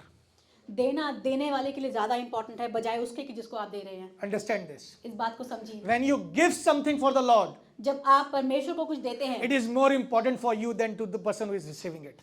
ये आपके लिए ज़्यादा इंपॉर्टेंट है बजाय उसके कि जो उसको रिसीव कर Even रहा more है. than the purpose. उस उद्देश्य से भी ज़्यादा It is important for you. ये आपके लिए इंपॉर्टेंट है. And many people, when they don't understand this, और बहुत से लोग जब इस बात को नहीं समझते हैं they commit two evils. वो दो गलतियां करते हैं. They leave the living fountain वो बहते हुए जल को छोड़ देते हैं and they try to hold waters for themselves. और वो अपने लिए होद बना लेते हैं. Amen? Amen. So, giving is more important for you than to the receiver. देना पहले आपके लिए ज़रूरी है बजाय उसके लिए जिसको आप दे रहे हैं. Third bottleneck that I want to share today. तीसरी बात जो हमको रोकती है Tithing versus giving. दशवांश और देना. Okay? How many of you, people struggle to tithe? Many people struggle to tithe. बहुत से लोग दशमांश देने में स्ट्रगल करते हैं। ठीक है, but tithing is an Old Testament concept. दशमांश पुराने नियम की बात है। Tithing is something when there is a measurement is given. दशमांश तब था जब एक नापने की बात थी। Okay, what is tithing? Tithing is a concept that I only came to know when I came in the Lord. Tithing दशमांश के बारे में तब समझा जब मैं चर्च आया। This is a new word for a secular person. This is a new word. दुनियावी लोगों के लिए दशमांश एक नया शब्द है। Okay, but I came to know what tithing is. Tithing is the 10th part of your income. दशमांश क्या है? आपकी कमाई का 10वां हिस्सा।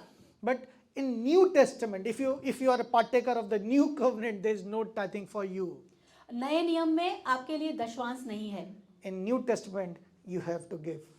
नए नियम में आपको देना है। There is no measurement और उसका prescribed. कोई मेजरमेंट नहीं है। Turn to a neighbor and tell them, oh, there is no measurement prescribed in the new covenant. नए नियम में आपका कोई मेजरमेंट नहीं है। Nothing, oh, I'm not going to supposed to give this only.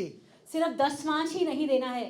Old covenant was about obeying and receiving.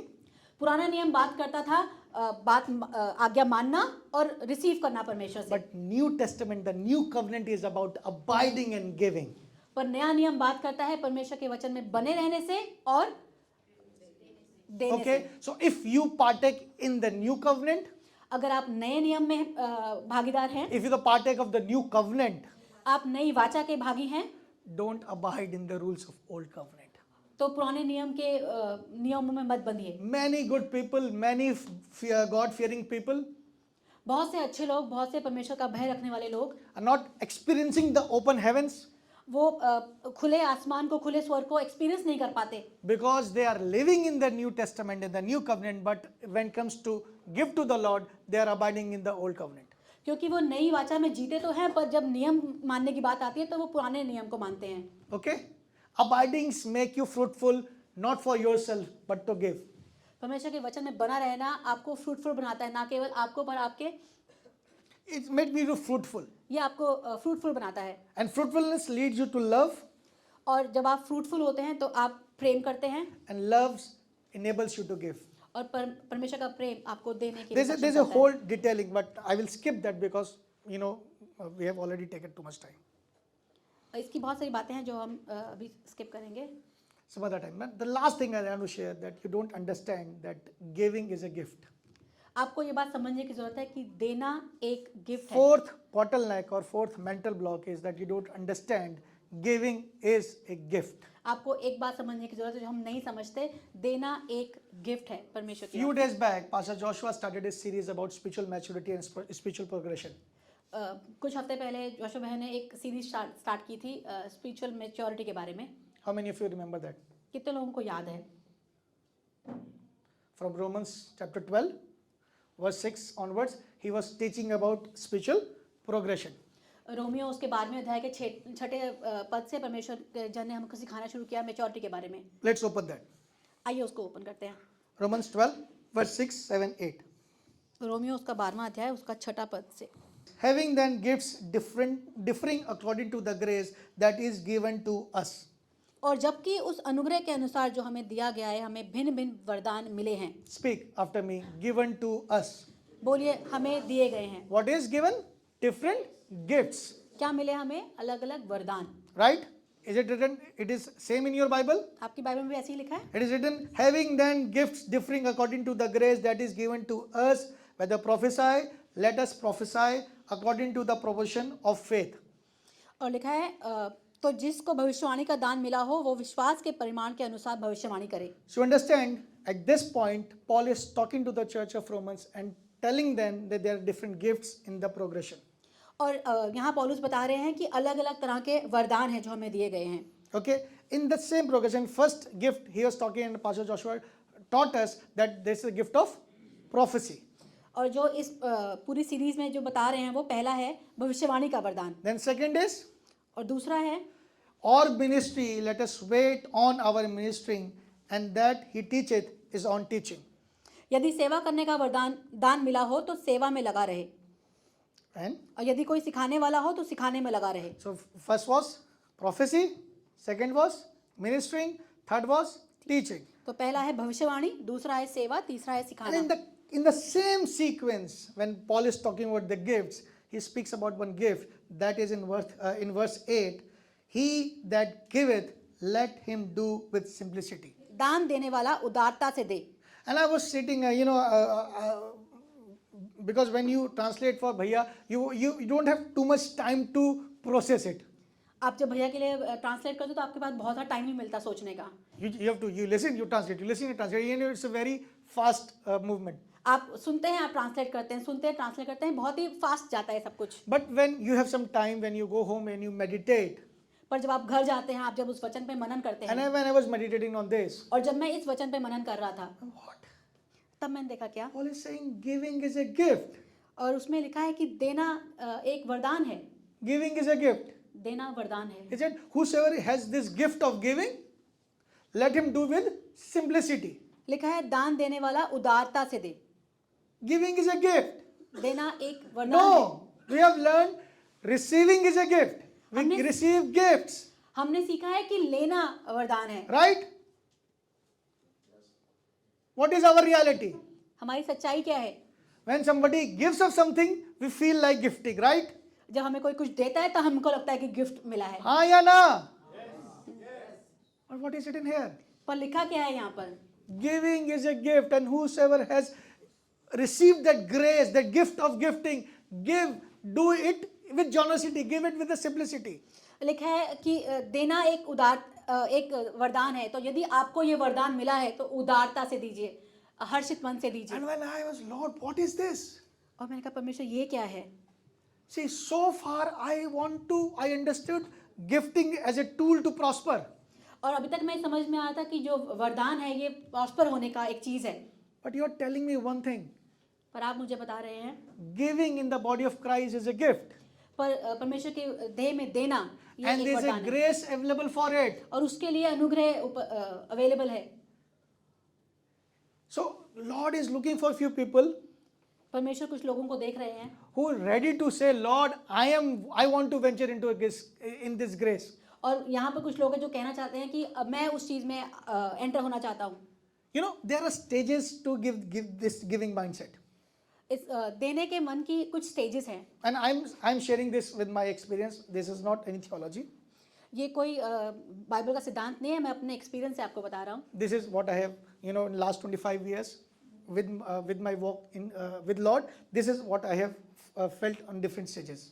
और ये बातें जो मैंने 25 साल की परमेश्वर के साथ चलने से मैंने अपनी जिंदगी में महसूस किया, मैं वो बता रहा हूँ. There are 5 stages of giving mindset that I've experienced. 5 तरह के मानसिकता. मानसिकताएं हैं जो मैंने अपनी चाल में सीखी हैं. The first stage is when you feel giving as a burden. There is an element of resistance in you.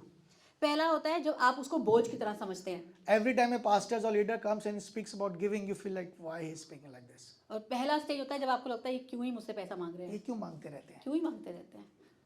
Have you ever gone through that experience? Anyone कितने of लोगों you? ने इस बात को महसूस किया है. मैं बहुत साल गया हूँ.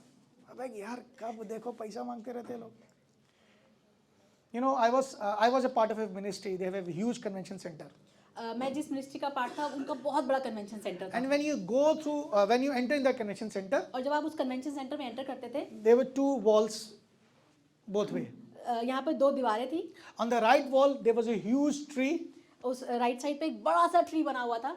And on that tree, there were, there were fruits and all the branch churches' name was there. वहाँ पर सेब बने हुए थे पूरे ट्री पर और उस पे ब्रांचेस के नाम लिखे होते थे. And on this side, they have the name of all the donors, biggest donors they have. और जितने भी बड़ा बड़ा अमाउंट डोनेट करते थे उन सबका नाम इस दीवार पे लिखा होता था. I always like, पता नहीं क्या है. और मैं उसको देख के बोलता पता नहीं क्या ही करते हैं. I used to feel some kind of resistance in me. मेरे अंदर मुझे उस बात से चिढ़ होती थी. There were 2 reasons. उसके 2 कारण थे. First, I don't have to give anything. पहला रीजन ये कि मेरे पास देने को ही नहीं होता था. So definitely, what I don't have, I will never like that. जो मेरे पास है नहीं, मैं उसको पसंद नहीं करता था. And second, I don't have the understanding at that point. और दूसरा मुझे उस बात की समझ भी नहीं थी. So that's the first stage. ये पहला स्टेज है. Every Christian goes through it. हर मसीह इस स्टेज से होकर गुजरता है. Second is when giving becomes obligatory. मजबूरी में देना. मतलब देना है, ठीक है यार, आपने अब इतना बोल दिया बाइबल दिखा के तो. Now you are showing us Right? the word of God. Now we have to give, so we give. No option. No option given. That's the second stage. ये दूसरा स्टेज है। You stay. I was in this resistance in burden stage for very long. Then the stages come. Okay, देना है यार, देना ही पड़ेगा. इतनी बार मलाकी से प्रचार किया ना. So the first stage was the burden, second was obligatory. Out of obligation you give. Okay, देते हैं. देना है. Okay, टाइम तो बता. ऐसे लगता है कलेजा काट दिया किसी ने. It's feel टाइट like निकालने में लगता था ना जैसे. it's feel like you are giving a part of your body. किसी ने एक्सपीरियंस किया? Any of Somebody you? has experienced that? Yes, I have experienced. Then third stage comes when giving is you give in your convenience, subject to convenience. तीसरा stage होता है जब आप देते हैं, जब आपके पास होता है, आप कंफर्टेबली जो दे पाते हैं आप देते हैं। वो ठीक है यार, ठीक है देना है, लेकिन ओके होगा दे देंगे, नहीं है तो sorry. If you will Sometimes have, will give. it's parallel to obligatory, sometimes it's ahead of obligatory stage, but this is the third stage. When you give, when you have, you give, you don't have, you go. आपके पास होता है तो आप देते हैं, आपके पास नहीं होता तो नहीं देते। ये आपकी थर्ड स्टेज होती है। इस महीने क्रिसमस है, बहुत खर्चा है, इस महीने क्रिसमस है, we have a lot of expense to do, हाँ नहीं देंगे. We will not give this month. Next month okay, then जनवरी हमारा फिर आ जाता है हिसाब किताब. January we are back to track, so will. That's the third stage. ये तीसरा स्टेज है। मैं स्टेज से भी आया, I have gone through this third stage. We have gone through. Then fourth stage comes when you understand certain principles and you feel, oh, this is the tool to prosper. फिर चौथा से आता है जब आप कुछ सिद्धांत सीख जाते हैं देने की, फिर आपको लगता है अगर आपको प्रॉस्पर होना है तो ये एक तरीका है You प्रॉस्पर hear होने का। so many testimonies of people giving testimonies in the church. आप लोगों की गवाहियों को सुनते हैं तो फिर आपको लगता है कि ये एक टूल है। Yeah, somebody comes and I started giving my tithe and I was this, now I have this much. आप गवाहियों को सुनते हैं कि मैंने अपनी टाइट देनी शुरू करी, पहले मैं ये था, अब मैं ये हो गया, And you get the Mentos moment. और दिमाग की बत्ती जली मोमेंट आ जाता है। I said, okay, now I will give because I want to prosper. अब मैं इसलिए दूंगा क्योंकि मुझे भी अमीर बनना है। So that was my stage few years back. कुछ सालों तक कुछ साल पहले तक मुझे ये मेरी More I give, मैं जितना more I दूंगा, receive. मुझे उतना मिलेगा। Right? There are many in this church right now at that point. बहुत से लोग आज इस चर्च में उस जगह पर हैं। But then there's a stage next to it. अभी एक और स्टेज है जो इसके आगे आती है, When giving is a gift from God, जब देना परमेश्वर की ओर से एक वरदान की तरह हम which is देते हैं, mentioned in Romans 12:6. जो रोमियो की पत्री उसके 12वें अध्याय के 6 पद में लिखा Oh, है। God said, oh, you every time you think of giving or receiving, lo, I have a better place for you. You will be a giver. जब परमेश्वर का वचन कहता है कि तुम लेने की बात करते हो, मैं तुमको एक अच्छे स्थान में बिठाता हूँ, आप देने वाले And how ठहरेंगे। this will happen, God? और ये ऐसा कैसा होगा परमेश्वर? I will give you the grace that will enable you to move in this gift. और मैं तुम्हें अनुग्रह दूंगा जो तुम्हें इस सेवकाई में चलने की सामर्थ्य देगा। And this is now where I want to venture. और ये वो जगह है जहाँ मैं एंटर करना चाहता हूँ। As a couple, we want to be a giver in the body of Christ. As a couple हम चाहते हैं कि परमेश्वर के राज्य में देने वाले ठहरे, Not because we want to prosper, इसलिए नहीं क्योंकि हमें प्रॉस्पर होना है, but because this is a gift of Holy Spirit. इसलिए क्योंकि ये परमेश्वर का दिया हुआ वरदान है। Stand at your place. अपनी जगहों पे खड़े हो जाइए। Oh, if this sermon, if this message has gave you some understanding, अगर इस संदेश ने आपको कुछ अंडरस्टैंडिंग दी है, oh, this is the day. आज वो दिन है। Ask God, Lord, give me this grace. मुझे वो अनुग्रह दीजिए परमेश्वर। Just pray for yourself. Lord, give me this grace. खुदावंद मुझे वो अनुग्रह दे दीजिए। I don't know where you are on which stage you are today. मुझे नहीं पता आज आप इन पांचों में से कौन सी स्टेज पर हैं, I don't know. मुझे नहीं पता। I don't know whether you are in the stage of resistance, मुझे नहीं पता आप वो रेसिस्टेंस वाली बर्डन वाली where, स्टेज पर where हैं, giving is a burden to you, आपके लिए जहाँ देना एक बोझ की तरह लगता है, or you have come to the point where giving is obligatory, या फिर आप बड़े बोझ के साथ आप आउट ऑफ ऑब्लिगेशन मजबूरी से दे रहे हैं, or stage of convenience, या आप दे सकते हैं आराम से इसलिए दे रहे हैं, or you are understanding, oh, this is a tool to prosper. और या फिर आप इसलिए दे रहे हैं क्योंकि आपको वापस मिलेगा। Let me tell you one thing. पर एक बात मुझे आपको बताने दीजिए, The most glorious one is when you operate in the gift of giving. सबसे जो महिमान्वित बात है वो ये है जब आप उस बात में चलते हैं कि आप इसको एक वरदान की तरह लेते हैं। No person who is using giving as a tool will beat a person who is moving in the gift of giving. कोई भी व्यक्ति उस व्यक्ति को नहीं बीट कर सकता जो इसको वरदान की तरह लेता है, चाहे आप इसको ऐसे लेते हो कि इसके देने से आपको और मिलेगा। Pray for Lord, enable me, give me grace. There may be, I am struggling in my spirit. Lord, give me this grace. Break that chain within me. Break that mental block in me, Lord, this day. खुदावन मेरी सहायता कीजिए उस सारे जितने भी blocks हैं जो मेरे को रोकते हैं परमेश्वर तुझे देने के लिए, मेरी उस अंडरस्टैंडिंग को वो जो गलत बातें हैं प्रभु जी उनको मुझसे दूर कर दे, उन Give चेंज me को तोड़ दीजिए। intention, the purpose for kingdom. मुझे वो दर्शन दीजिए, मुझे वो इच्छा दीजिए प्रभु जी कि मैं तेरे राज्य के लिए बोल सकूं। Oh, pray, pray, pray, pray. Please pray, because this is the moment I feel the presence of Holy Spirit is here. अपने लिए प्रार्थना कीजिए, परमेश्वर का आत्मा यहाँ पर है, उसकी उपस्थिति यहाँ पर है। Oh, वचन कहता है मांगोगे तो मिलेगा. If you will ask, you will be It given. will be given to you. Just ask, Lord, give me this grace. Yes, Father God. अब परमेश्वर से मांगिए, उस अनुग्रह को मांगिए। तेरे ले रबा सता रबा से थारा बसता. Lord, help me.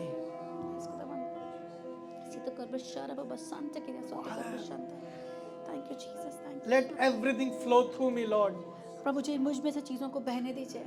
बहने दे खुदा, वो धारा जो तुझसे निकलती है प्रभु, मुझ में से भी होकर बहने पाए. Yes, Father God. Just Let pray it- for yourself. Yes, let it flow, let it flow, let it flow, let it flow. God is preparing something very big. परमेश्वर कुछ बड़ा करने पर है And God wants each one of us to partake. और परमेश्वर चाहता है कि हम सब उसके भागीदार हों, But He will never going to compel you. पर वो आपको कभी भी मजबूर नहीं करेगा। It's just about you whether you are willing or not. ये सिर्फ आपकी इच्छा पर है कि आप करना चाहते हैं कि नहीं। Pray. Take few moments and pray, God, give me this gift of giving. प्रभु जी मुझे देने का वरदान दे दीजिए, Enable me with that grace. मुझे उस अनुग्रह से भर दीजिए खुदावन।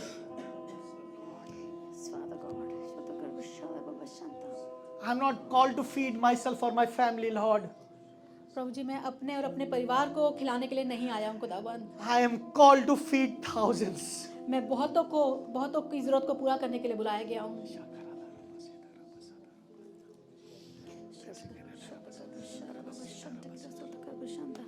Pray for yourself. As the Father of house is coming and He's going to pray for each one of us. Believe for this grace. जब इस भवन का जब जोशुआ भाई हमारे बीच में आके हमारे लिए प्रार्थना करते हैं, इस बात के लिए विश्वास कीजिए।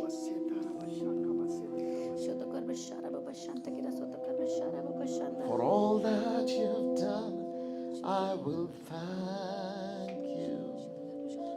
For all that you're going to do. For all that you have promised and all that you are. It's all that has carried me through. Yes, Father God. Jesus, I love you. For all that you have done, I will thank you. Yes, Father God. For all that you're going to do. Yes, Father God. For all that you have promised and all that you are.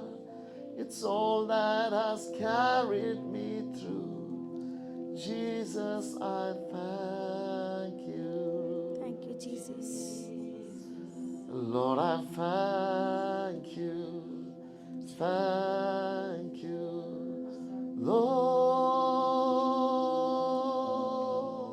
Lord. Thank you for loving and setting me free. Thank you for giving your life just for me, Lord. I thank you. Thank you. I thank you, Lord. Yes, Father God. Because my daddy gives, I give. Yes. प्रभु जी मैं तेरा धन्यवाद करता हूँ क्योंकि मेरा पिता देता है इसलिए मैं देता हूँ। Jesus said, because my father is working, I am working. यीशु मसीह ने कहा क्योंकि मेरा पिता काम करता है मैं काम करता हूँ। And today I say, because my daddy is a giver, I am a giver.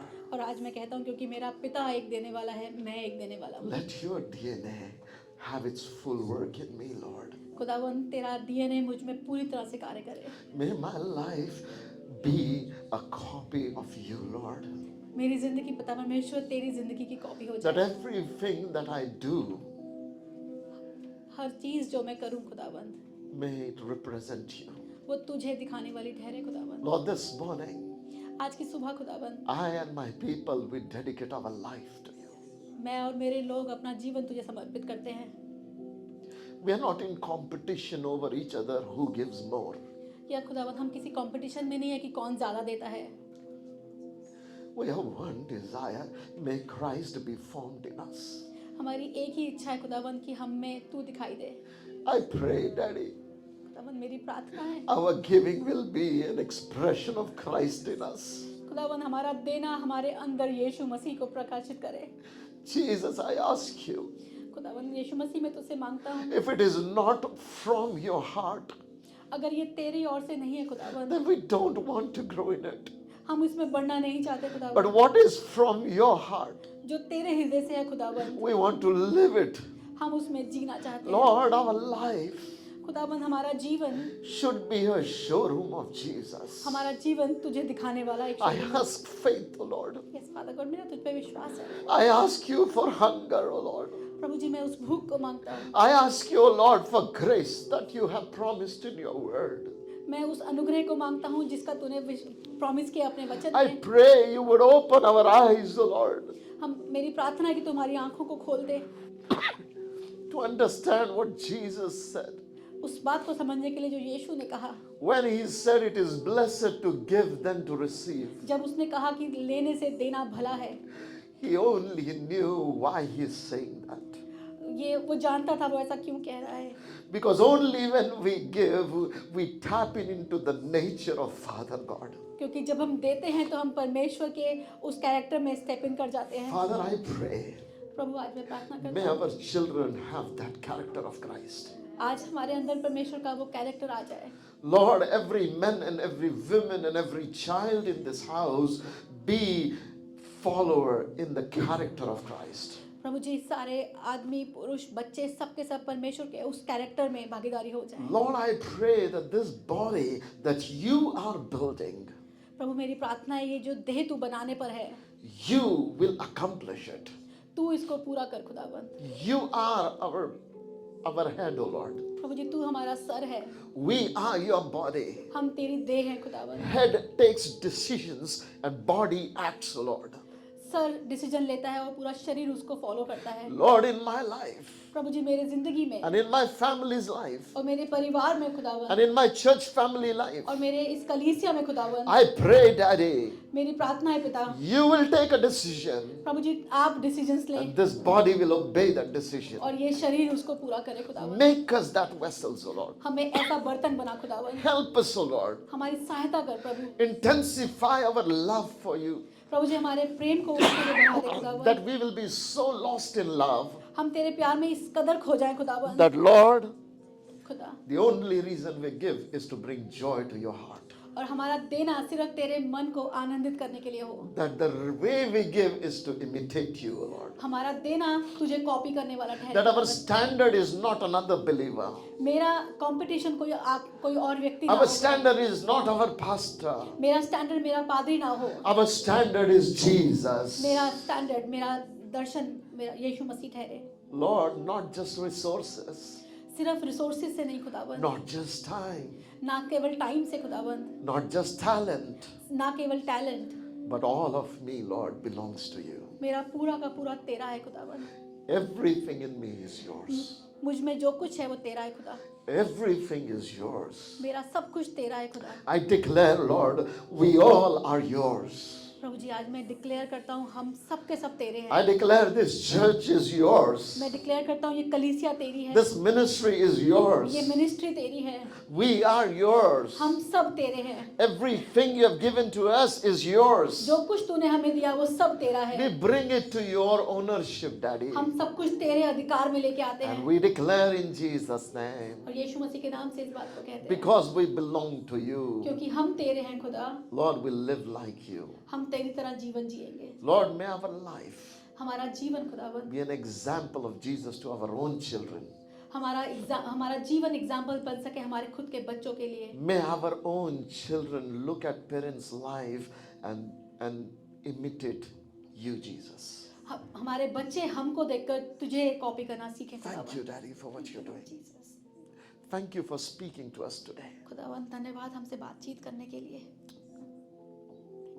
Thank you that today the spirit of greed has been broken from our body. धन्यवाद करते हैं प्रभु जी, आज वो लालच की स्पिरिट हमें छोड़कर गई है। I thank you that today an orphan spirit is broken in Jesus' name. प्रभु जी आज वो अनाथ की जो आत्मा है वो टूट गई है। It's the orphan spirit, O Lord, that makes us responsible for our life. ये जो आत्मा है ये हमको अपने लिए रिस्पॉन्सिबल बनाती है। We are not independent. We are not independent हम people. इंडिपेंडेंट नहीं हैं, We belong to you. हम तेरे हैं खुदा। You are the vine, we are the branches. तू हमारी दाखलता है, हम तेरी डालियां हैं खुदाबंद। Thank you. धन्यवाद पिता। Our supply comes from you. हमारी हर चीज तेरे से आती है खुदाबंद। You are our supplier. तू हमें सब कुछ देता है खुदाबंद। Exceedingly great supplier. यस खुदाबंद, सब कुछ बहुतायत से तू देता है हमें। What a joy to be people who have a father, कितने आनंद की बात है कि तू हमारा पिता है, the maker of heaven and earth.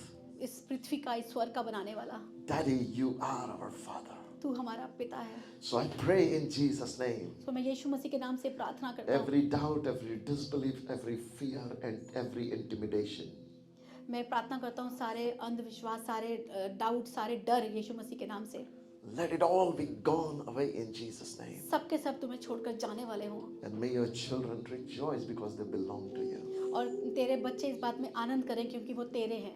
Thank you, Daddy. Thank you Lord, Thank you. Thank you Jesus. Thank you. I thank you that you're bringing this church to a higher level.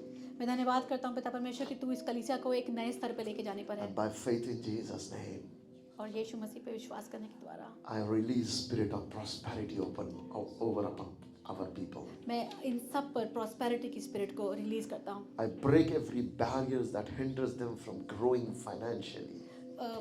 Financially grow करने में जो भी रुकावटें आती हैं आज मैं उन सब को यीशु के नाम से तोड़ता हूँ। In the name of Jesus, यीशु के नाम से तोड़ता हूँ। you found spirit of limitation.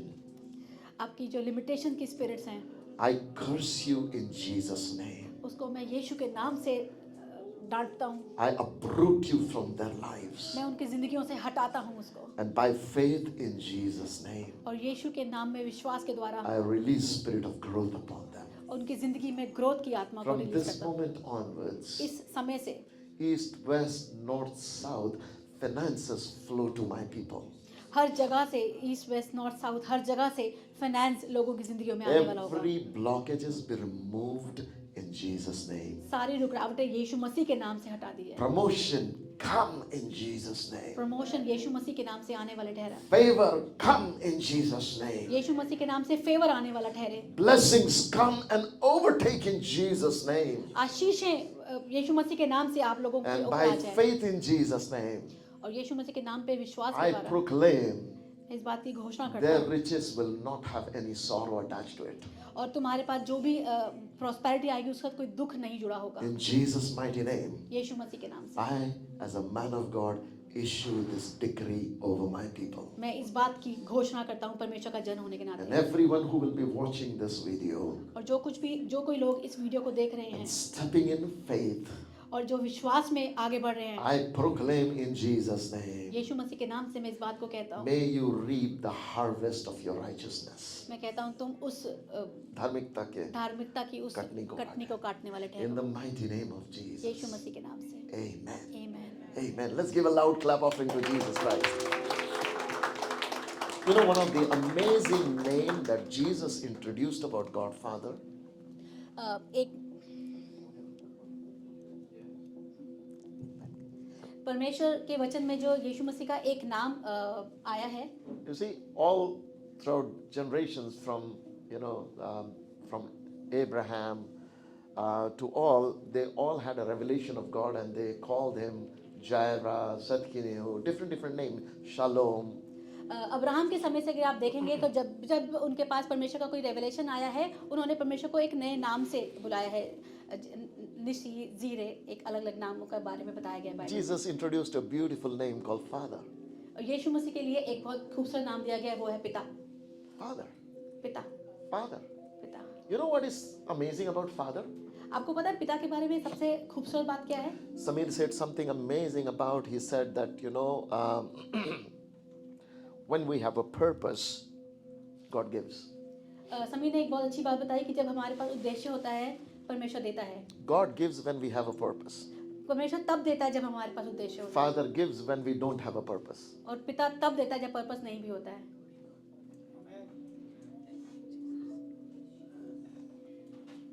Father just gives because you belong to him. पिता सिर्फ इसलिए देता है क्योंकि आप उसके हैं। Prodigal son did not have a good purpose. उड़ाऊ पुत्र के पास कोई अच्छा उद्देश्य नहीं था, God is portion. पर परमेश्वर ने उसको दिया।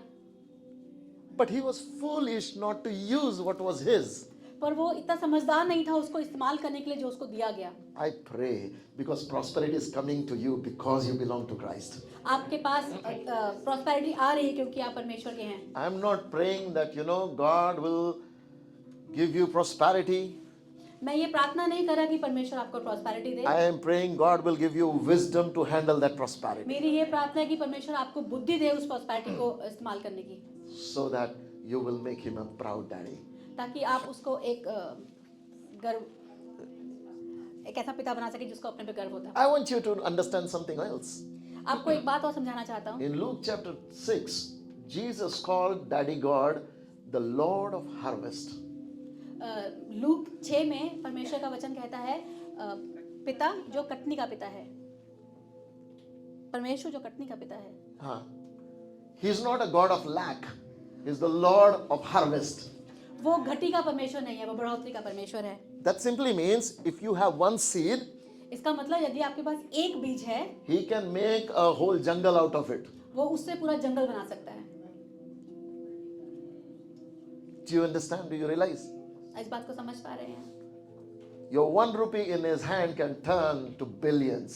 उसके हाथ में 1 रुपया आपका दिया हुआ लाखों में बदल सकता है। Do you know when we want to preserve something, how do we preserve?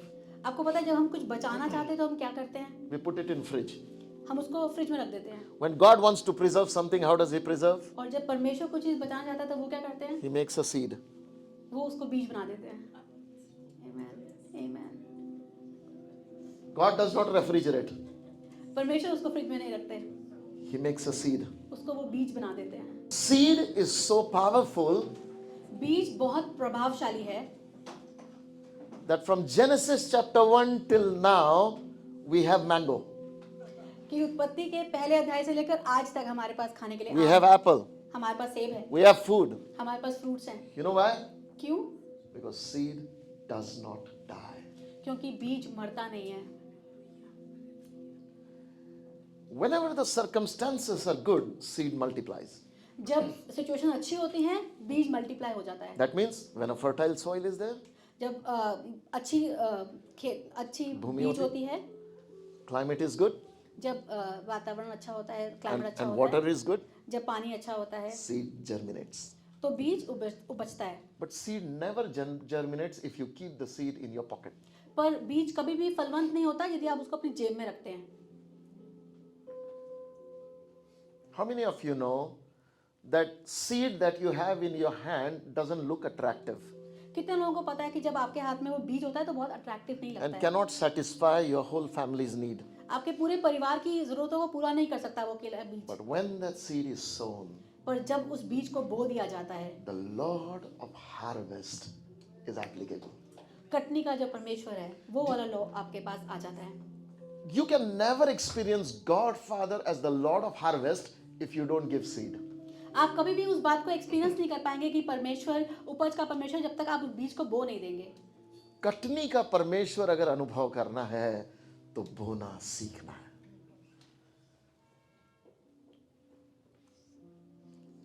यदि आपको परमेश्वर पिता का कटनी का परमेश्वर अनुभव करना है तो बीज बोना सीखना है। And so church, what Lord is teaching us here is not so that he can reduce you, he is teaching you so that he can build you. परमेश्वर जो भी हमें सिखा रहा है वो इसलिए नहीं सिखा रहा कि आपको वो कुछ कम करना चाहता है, वो आपको बनाना चाहता है, इसलिए वो ये बातें आपको सिखा रहा है। So continue to meditate upon this word this week. इस पूरे वचन पर इस पूरे हफ्ते मनन करिए। Listen to it over and over when it is uploaded on YouTube. जब ये अपलोड हो जाए इसको बार बार सुनिए। And reason with it. Let the conflict begin in your heart. इससे वाद विवाद कीजिए।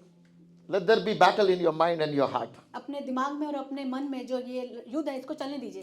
It's a good battle. ये अच्छी बात है, It's a good battle. ये अच्छा युद्ध है, Let it happen. होने दीजिए। But take that battle to the Lord in prayer.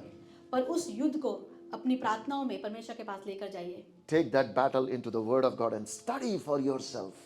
और वचन उस बैटल के साथ, उस युद्ध के साथ परमेश्वर के वचन को पढ़िए और सीखिए कि परमेश्वर का वचन उसके बारे में क्या Because कहता है। if you study it from the Word and take time to pray, क्योंकि यदि आप उसके बारे में वचन से पढ़ेंगे और प्रार्थना करेंगे, you will not only change your days, but you will change your family's days forever.